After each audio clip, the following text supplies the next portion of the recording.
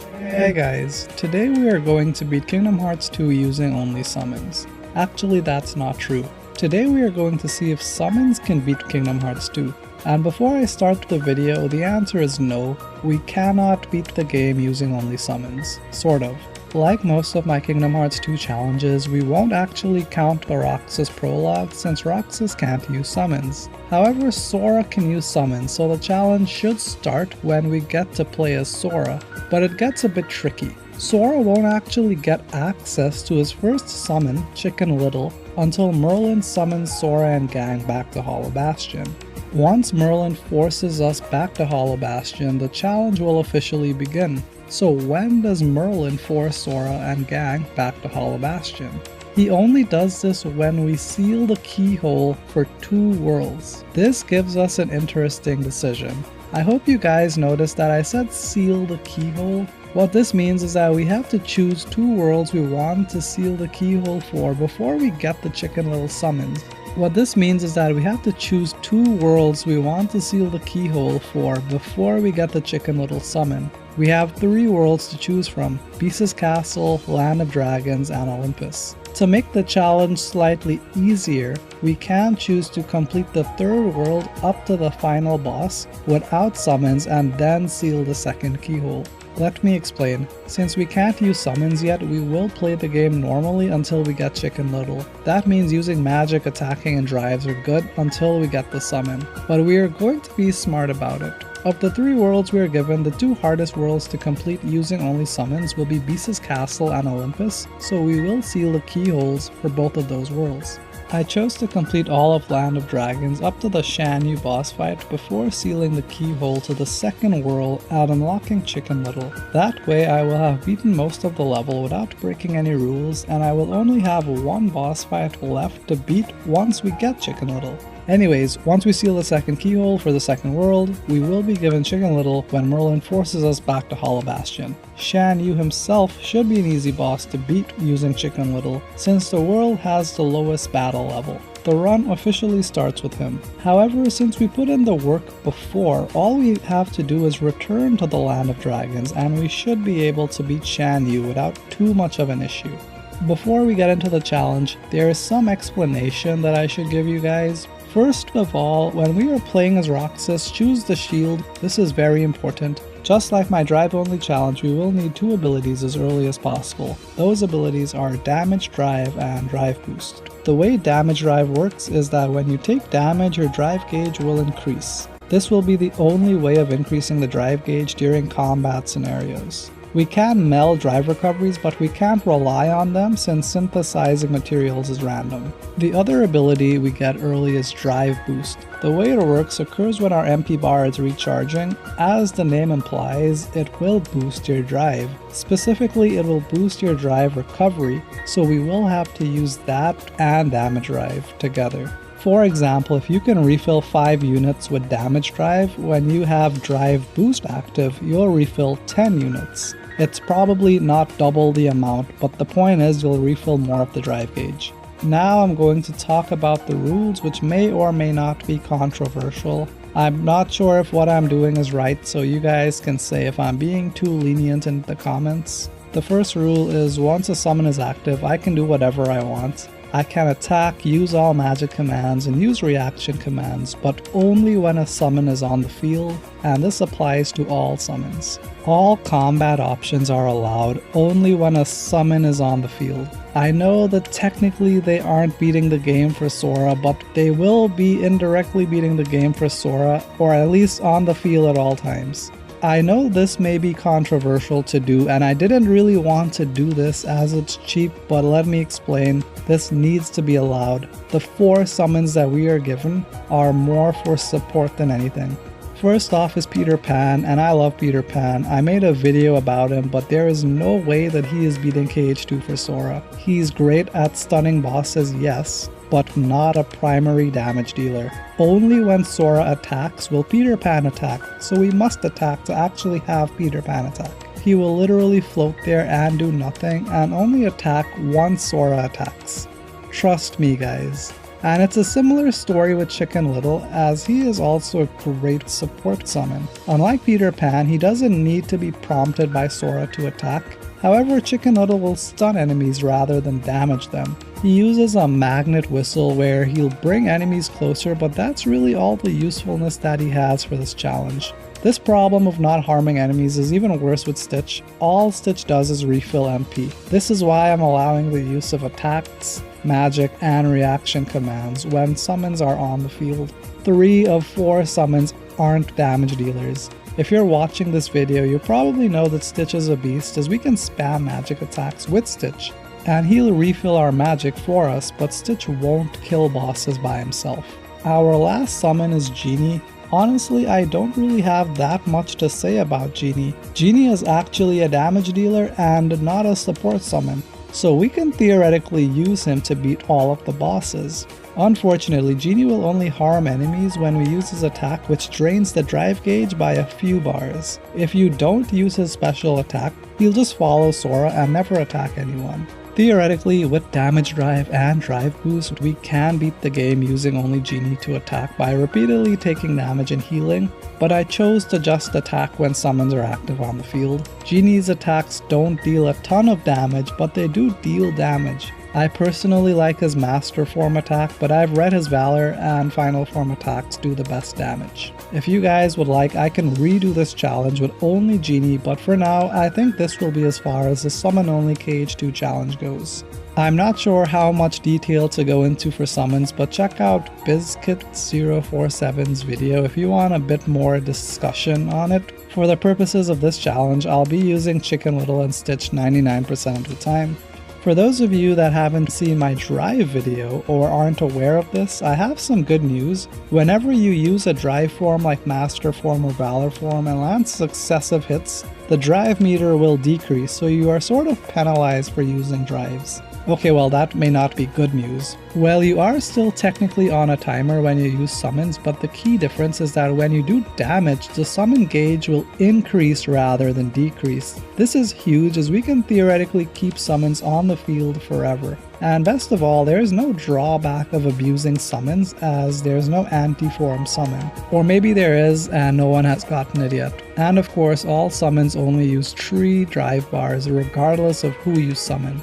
A difficulty just by the nature of this challenge will be to keep the drive gauge full so that we can actually use summons. There are a few exploits that we can use. I already talked about the damage drive way that we can refill the drive gauge, as that will be the only way that we can refill the drive gauge in combat. As for the ways that we can refill the drive gauge in non-combat situations, we have a few. First of all, we can use drive recoveries. Secondly, we can use the save warp trick.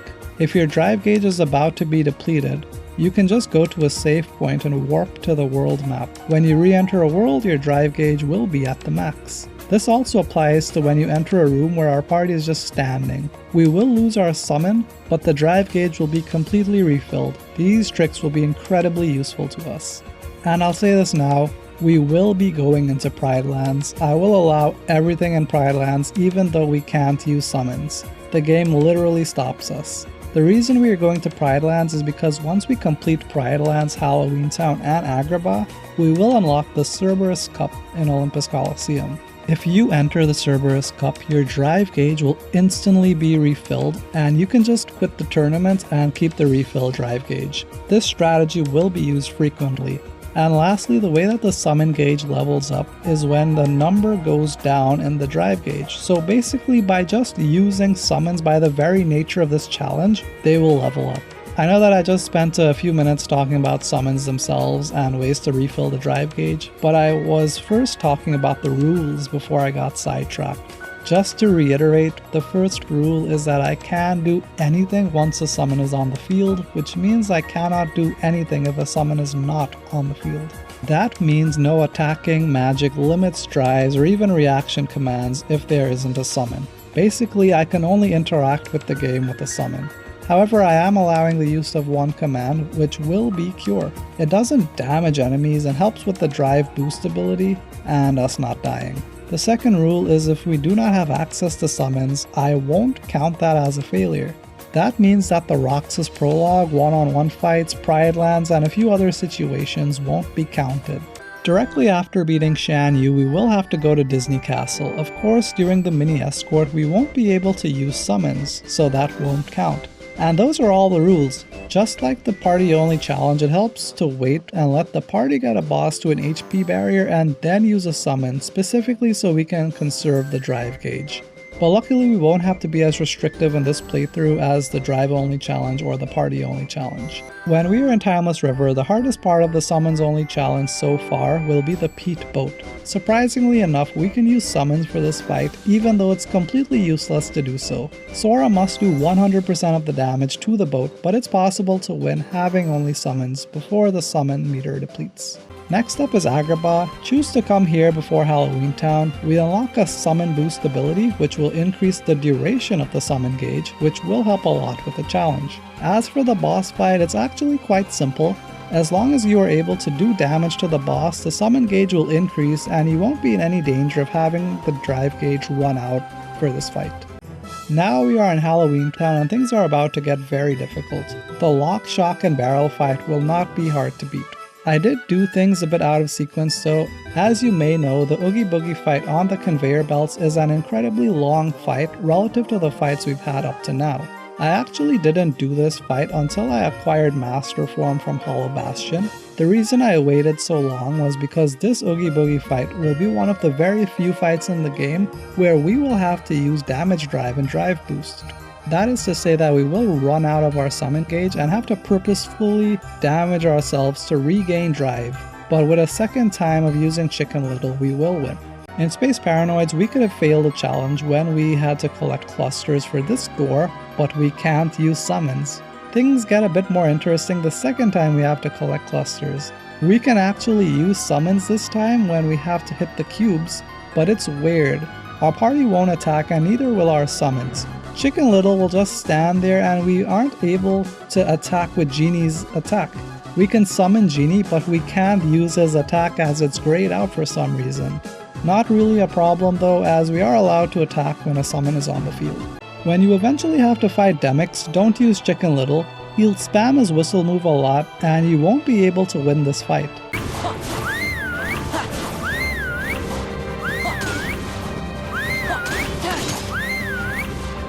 For Demyx, just use Stitch. Stitch won't soft lock the fight like Chicken Little, and you will be able to spam magic for the majority of the fight. I do not recommend using the Ohana command or any of the special attacks for any of the summons in this challenge except for Genie.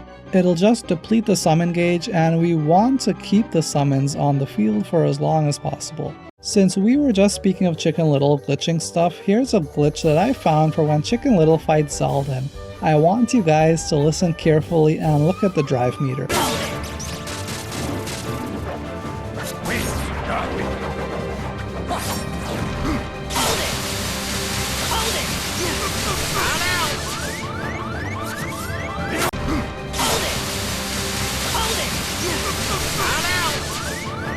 I tried it again and the glitch happened again. What this means is that for this fight, like with the Demyx fight, we will need to choose Stitch instead of Chicken Little. Beating Zaldin with Stitch is actually very easy. Most of our damage is going to come from doing the jump attack, so any summon would work. In the second visit to Port Royal, we get access to our final summon, Peter Pan. Unfortunately, we won't use him for a bit. Getting back the medallions from the nobodies is not difficult. What is also not difficult is the Grim Reaper round 2 boss fight. Beating him is just long. Unlike most other situations, I can confidently say that using Stitch is the far superior option for this fight. It did take me close to 10 minutes to win using only Stitch, however that's partly due to me using damage drive for a few minutes as well as me sucking in general, but this fight was easy to do, just long. Of course, for the experiment, we can finally use Peter Pan to his fullest extent to easily cheese the fight by looping the boss like I did in my critical challenge. Once we get to Twilight Town, we don't really have to do anything as Mickey can kill all of the enemies for us. This will be the part of the challenge that I think is questionable and lacking challenge. Starting with Axel, we won't be able to use summons. When we enter the world it never was, for about half of the bosses going forward, starting with Roxas, we can't use summons. This will include Luxord and Xemnas since we don't have a party to sacrifice.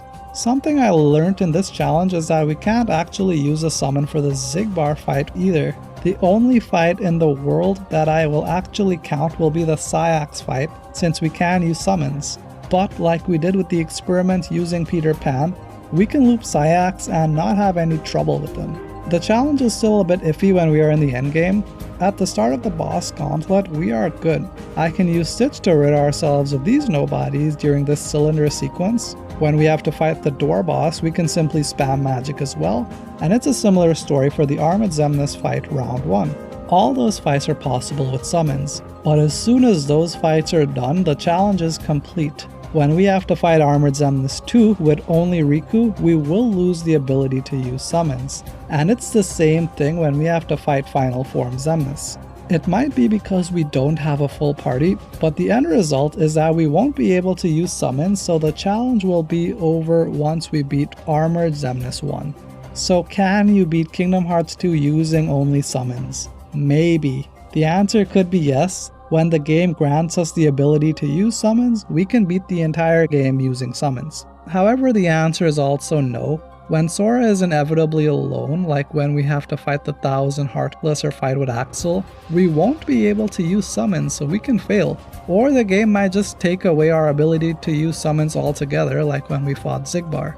I think this challenge was successful, but we do have to exclude a sizable amount of the game since we can't use summons. I may not have needed to be as cheap as I was at the start of this challenge, leaving Shan Yu alone in the Land of Dragons, as that may have been overkill. I really wanted to stack everything in my favor, as I didn't know at the time how hard or easy this challenge would be. There were a few interesting things I found during this challenge, such as Chicken Little glitching during the Zaldin fight and sort of soft locking us with Demix. The only thing necessary to do this challenge will be the damage drive command, and it's highly recommended to use drive boost as well. I hope that you guys enjoyed this video and found it interesting. Please leave a comment below telling me what you think, or if you have another challenge for me.